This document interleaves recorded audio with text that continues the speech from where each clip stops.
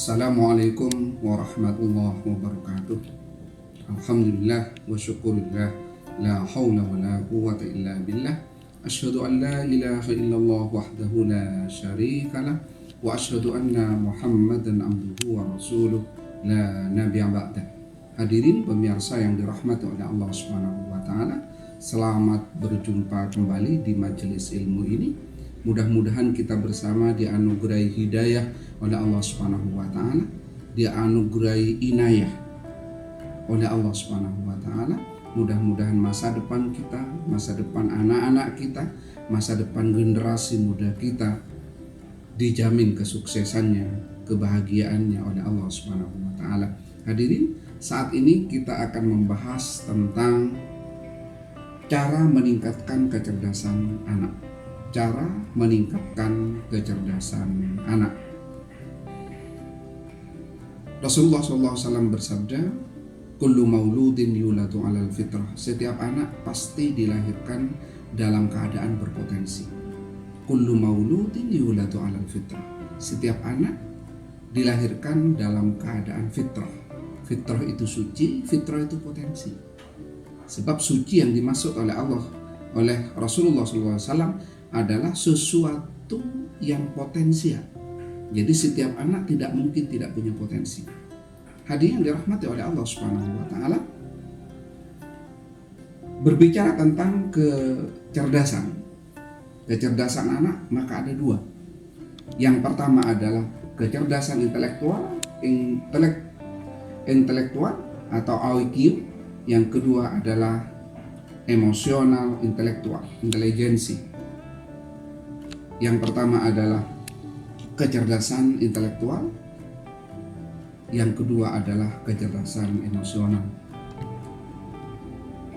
Kecerdasan intelektual lebih mengarah kepada pola pikir, menganalisis, sedangkan kecerdasan emosional lebih kepada mematuhi, semangat, attitude, dan lain sebagainya. Hadirin dirahmati oleh Allah Subhanahu wa taala, lalu bagaimana agar kecerdasan intelektual itu bisa berkembang? Allah sudah ngasih kecerdasan pada diri manusia. Tetapi ini bukan takdir mubrom yang tidak bisa dirubah, tapi takdir yang bisa dirubah. Apa artinya? Bisa dikembangkan lagi.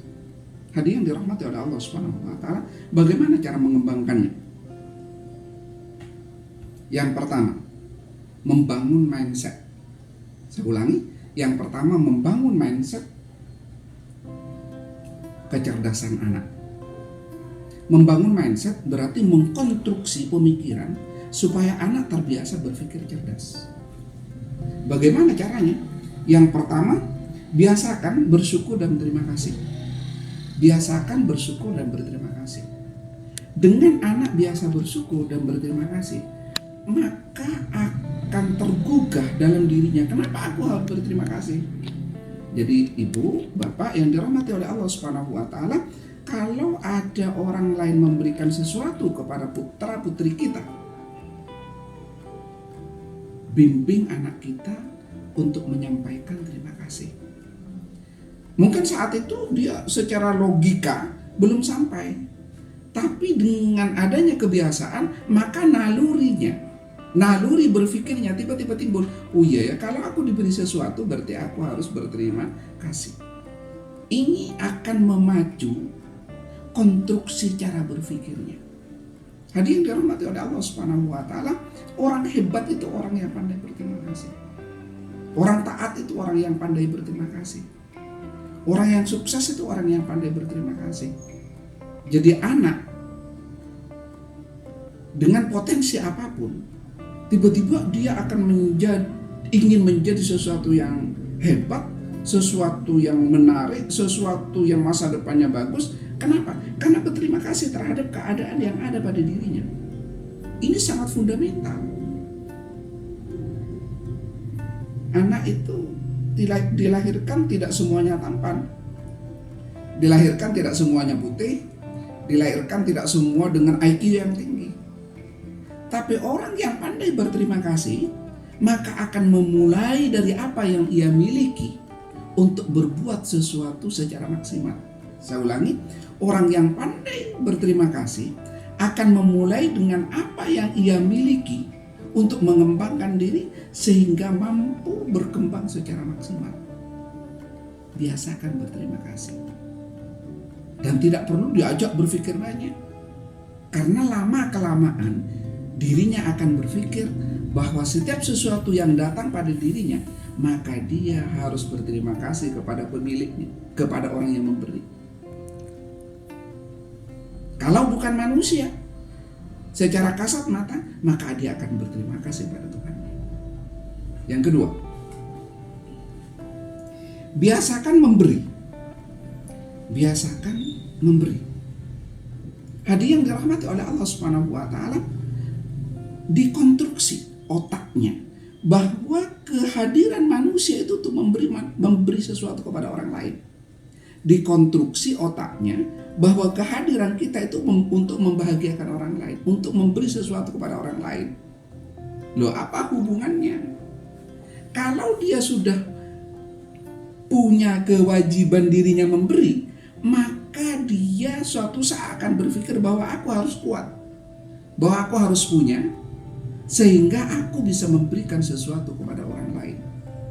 Hadirin dirahmati oleh Allah Subhanahu wa taala, biasakan dia memberi sesuatu. Jadi kalau ada pengemis mau ke panti asuhan, kalau perlu anaknya yang ngasihkan, itu akan menggugah kecerdasan otaknya. Tiba-tiba ada pengemis, dia memberi sesuatu, ibunya memberikan ilustrasi, kasihan dia nduk, kasihan dia nak, dia tidak memiliki mobil seperti kita, dia mungkin 3 hari belum makan, ayo kita kasih, dan lain sebagainya. Maka tanpa disadari dia sudah menganalisis, bahkan ada problem solving yang ada di otaknya. Orang ini punya masalah lapar, problem solvingnya apa? Berarti harus dapat makanan. Karena dia punya makanan, maka harus kita beri. Ada konstruksi yang kita bangun, konstruksi berpikir yang kita bangun. Yang ketiga, biasakan berpikir logis, menggunakan logika sederhana. Bagaimana caranya? Pada saat berterima kasih kepada orang lain, ajari anak, biasakan anak berpikir logis. Mas, itu kan sudah memberi sesuatu kepada kita, masa kita tidak berterima kasih? Kalau kita memberikan sesuatu kepada putra-putri kita, kalau dikasih sesuatu bilang apa? Bilang terima kasih dong. Diajak berpikir logis. Begitu juga ketika memberi, kita harus menformat cara berpikir mereka, mengajak merangsang otak anak kita bahwa memberi sesuatu kepada orang lain itu akan membuat kita bahagia. Lihat, itu belum makan, Mas. Yuk kita kasih. Dia akan berpikir dengan logika sederhana. Yang berikutnya, membangun mindset itu. Biasakan memutuskan sendiri. Biasakan memutuskan sendiri. Bapak Ibu yang dirahmati oleh Allah Subhanahu wa taala, tolong sabar. Jangan apa-apa diputuskan orang tuanya. Kalau kita ajak dia ke tempat mainan untuk memberikan mainan tertentu, kita cukup mengarahkan bahwa mainan ini baik, mainan ini baik, mainan ini peruntukannya apa, mainan ini manfaatnya apa. Pada akhirnya, biarlah anak sendiri yang memutuskan apa yang dia inginkan. Sebab dengan dia terbiasa memutuskan apa yang dia inginkan, maka kita sudah mendidik seorang anak sebagai seorang leader, seorang pemimpin, seorang yang berani ngambil keputusan. Orang gagal itu adalah orang yang tidak punya sikap. Orang gagal itu orang yang tidak berani ngambil keputusan. Jadi ajari anak untuk ngambil keputusan. Itu akan akan mengasah otaknya, bahwa setelah menganalisis mainan 1, mainan 2, mainan 3, mainan 4, mainan 5, dia mampu membuat sebuah konklusi, kesimpulan bahwa mainan yang terbaik adalah ini. Hadirin yang dirahmati oleh Allah Subhanahu wa taala, ini kita baru berbicara tentang membangun mindset kecerdasan anak. Yang kedua, membangun interaksi. Hadirin yang dirahmati oleh Allah Subhanahu wa taala, membangun interaksi. Ada interaksi aktif, ada interaksi pasif. Ada yang harus menggunakan bahasa verbal, ada yang non verbal. Interaksi dua-duanya harus dilatih pada diri anak. Misalnya ketika ketemu dengan orang lain, biasakan ibu tersenyum kepada orang lain, sehingga dia terbiasa untuk tersenyum ketika bertemu dengan orang lain. Maka di sini yang berkembang bukan hanya IQ inteligensinya, bukan hanya kemampuan kecerdasan inteligensinya, tapi juga kecerdasan emosionalnya. Ketika anak kita berbuat baik, ketika dia berbuat sesuatu yang baik, walaupun hanya dengan gestur tubuh, gerakan tangan, jangan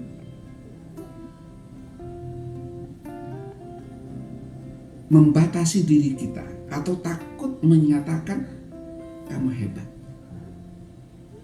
memberikan jempol 2 tangan, bertindak di depan anak untuk memberitahukan bahwa anak itu hebat kan, ternyata hebat ya, ternyata adik bisa ya, dan lain sebagainya. Pemirsa yang dirahmati oleh Allah Subhanahu wa taala, itu verbal dan non verbal. Ajak anak berinteraksi. Jangan biarkan hanya diam begitu saja. Kalau ini bermain, adik ini jalan ke sana, biasakan motorik berbicaranya itu berkembang. Hadirin rahmati Allah Subhanahu wa taala, seorang ibu yang menemani putranya hanya diam, maka menjadi anak pendiam. Maka ketika dia disuruh gurunya untuk tampil di depan, dia tidak akan berani. Mengapa? Tidak terbiasa dia berbicara. Tapi kalau seorang ibu, ketika putranya pegang sesuatu, coba ini apa namanya, sehingga dia terbiasa menceritakan sesuatu. Bercerita itu butuh berpikir. Bercerita itu butuh menganalisis. Bercerita itu butuh mengasah otak, sehingga kecerdasan inteligensinya itu berkembang. Itu apa? Ayo. Oh, ini palu untuk apa? Dan lain sebagainya. Yang berikutnya, mengajak anak bermain. Hadirin yang dirahmati oleh Allah Subhanahu wa taala, mengajak anak bermain.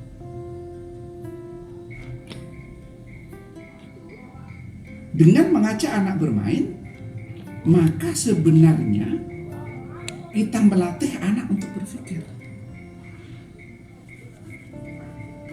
Ada beberapa hal, ada salah satu permainan yang menurut psikolog anak, permainan ini sangat berguna bagi anak. Ini rekomendasi dari psikolog anak. Namanya permainan plastisin. Ibu tahu permainan plastisin? Yang menggunakan tepung, yang menggunakan malam, yang menggunakan apapun, bisa buat sendiri atau kita beli. Makanya ini rekomendasinya. Hadiah yang dirahmati oleh Allah Subhanahu wa taala. Mari saya bacakan hasil rekomendasi dari psikolog. Menurut laman Understood, bermain plastisin merupakan cara untuk meningkatkan kecerdasan motorik anak. Bahkan plastisin dapat menumbuhkan daya berpikir, imajinasi anak, mendorong kreativitas anak dan melatih problem solving sejak dini. Hadirin dirahmati oleh Allah Subhanahu wa taala. Kenapa ini direkomendasikan?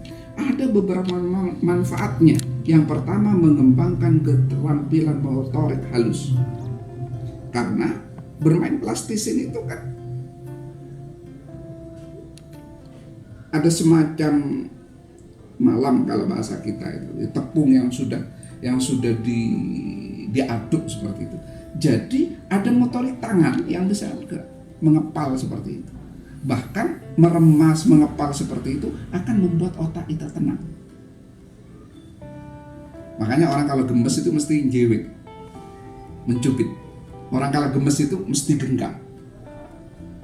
Nah, dengan meremas-remas maka akan melatih motorik tangan. Yang kedua, akan membuat otak kita itu tersalurkan sehingga merasa tenang. Yang kedua, menenangkan anak, yaitu tadi karena meremas-remas itu. Yang ketiga, mendorong kreativitas. Nah, dari situ akan membuat bentuk macam-macam. Mencetak kuda, mencetak figur ayam, mencetak mobil-mobilan, mencetak bunga, membuat masakan, dan lain sebagainya. Manfaat yang ketiga adalah meningkatkan koordinasi mata dan tangan. Pada saat dia membuat sesuatu, misalnya membuat roti-rotian, maka antara mata dan tangan itu ada kesenambungan untuk meningkatkan koordinasi. Dan itu penting dan sangat penting bagi peningkatan kecerdasan anak. Manfaat yang kelima, mendukung kemampuan berhitung dan literasi anak. Ya misalnya membuat mobil-mobilan Pak. Ayo buat mobil-mobilan Pak. Tanpa disadari, maka dia belajar tentang penjumlahan. Tiba-tiba ibu yang cerdas itu, yang satu dirusak, loh udah rusak, tinggal berapa itu? Oh tinggal 3. Ketika dia membuat kue, misalnya, ditanya pada saat itu sudah buat berapa? Buat 1. Coba buat lagi, oh sudah 2. Buat berapa lagi? Oh itu sudah 3. Oh berapa lagi? Buat 4. Kemudian ibu ambil yang 2. Saya ambil yang 2 ya. Iya, walaupun dia tidak menghitung, maka di otaknya setelah matanya melihat bahwa tinggal 2, dia tahu bahwa yang diambil 2, sisanya 2. Tanpa disadari ibu, maka ibu tiba-tiba, loh anak ini kok bisa pengurangan, tahu pengurangan? Karena ibunya hebat. Hadirin dirahmati oleh Allah Subhanahu wa taala. Yang terakhir, menjauhkan anak dari gadget. Dan itu penting. Karena tidak sedikit, karena kesibukan orang tua, dia tidak ingin putranya rewel, maka membiarkan anak itu tenang dengan gadget. Sehingga tidak jarang terjadi anak kecanduan game, anak kecanduan gadget, sehingga dia tidak memiliki kepekaan sosial. Mengapa? Dia malas keluar bertemu dengan teman-temannya, dia malas keluar berinteraksi dengan siapapun karena dia asik dengan HP-nya, asik dengan gadgetnya. Hadirin dirahmati oleh Allah Subhanahu wa taala, itu perkembangannya sangat tidak baik.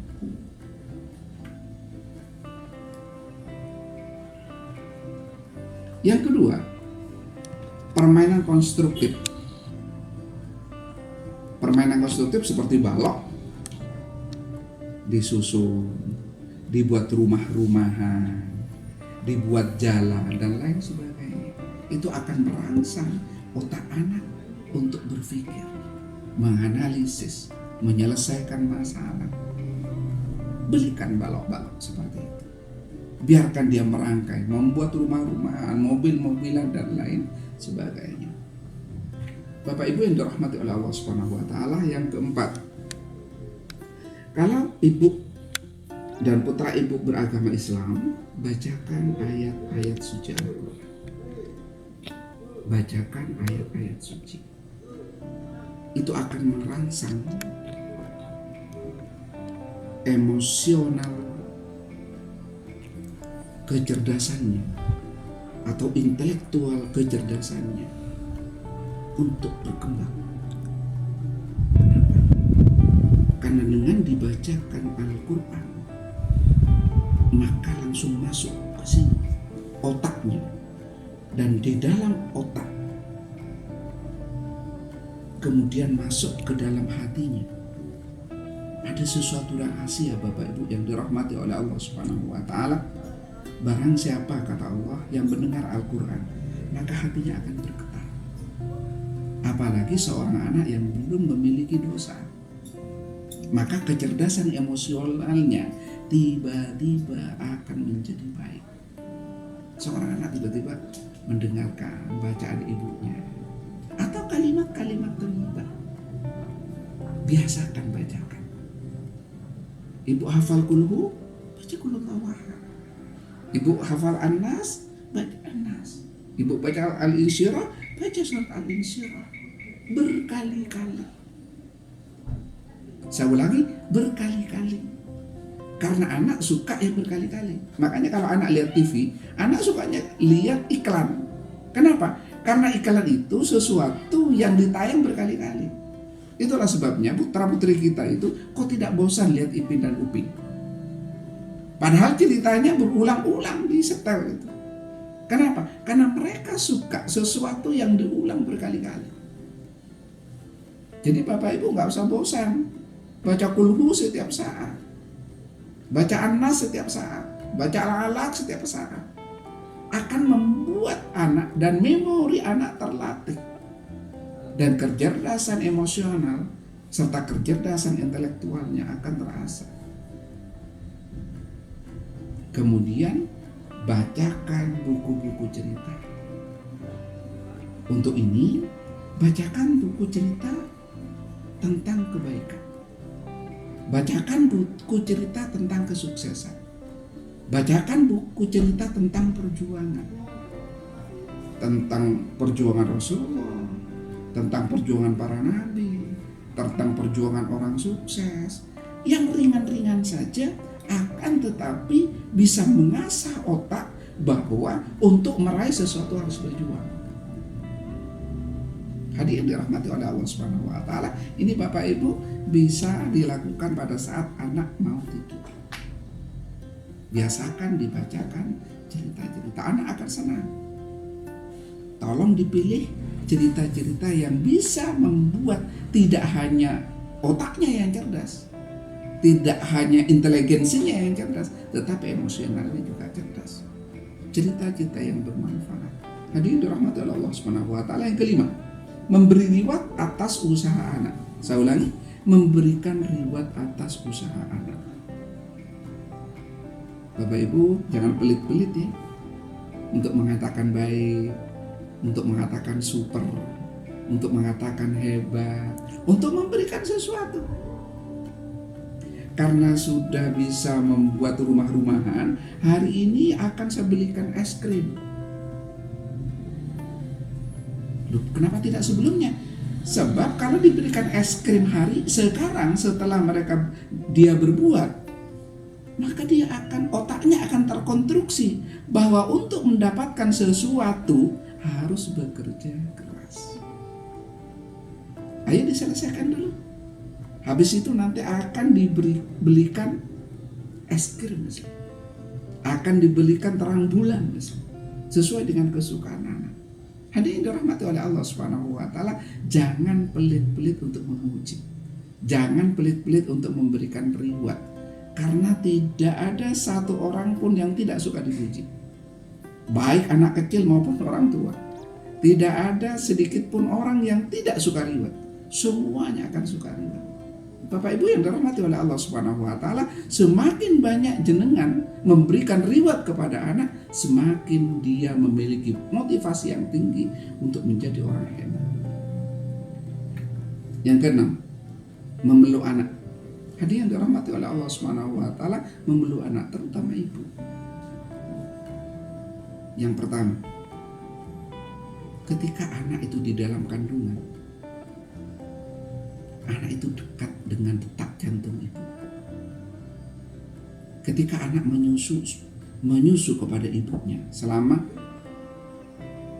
2 tahun misalnya, selama 1,5 tahun misalnya, kalau bisa selama 2 tahun, maka pada saat ibu menyusui putranya, otak anak, hati anak sangat dekat dengan detak jantung. Di situ bisa mengkonstruksi emosional, kecerdasannya akan bagus. Boleh.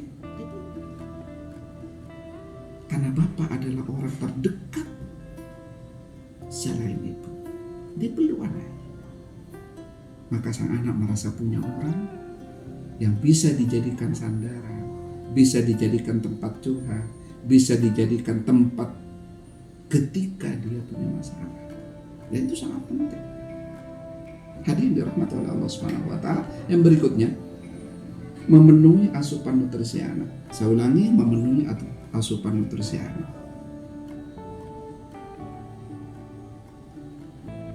Belajar mencari referensi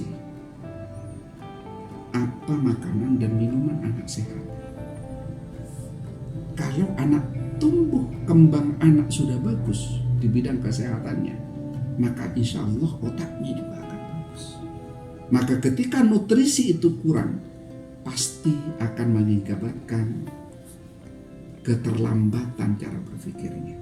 Hadirin dirahmati oleh Allah Subhanahu wa taala, insya Allah Bapak Ibu akan tahu menggunakan susu apa sebagai formula, kemudian harus diberi makan apa dan lain sebagainya. Hadirin dirahmati oleh Allah Subhanahu wa taala, ini yang dapat saya sampaikan. Mudah-mudahan apa yang kita bahas hari ini akan memberikan sebuah pencerahan bagi siapapun. Karena sebenarnya kehebatan suatu negara, kehebatan suatu bangsa bergantung kepada kehebatan generasi muda. Kalau generasi muda kita bagus, kalau generasi muda kita hebat, kalau generasi muda kita unggul, maka kita akan mendapatkan masa depan negara dan bangsa kita unggul. Selamat berjuang Bapak Ibu yang dirahmati oleh Allah Subhanahu wa taala. Mudah-mudahan putra-putri kita dianugerahi kesuksesan, kebahagiaan oleh Allah Subhanahu wa taala. Wassalamualaikum warahmatullahi wabarakatuh.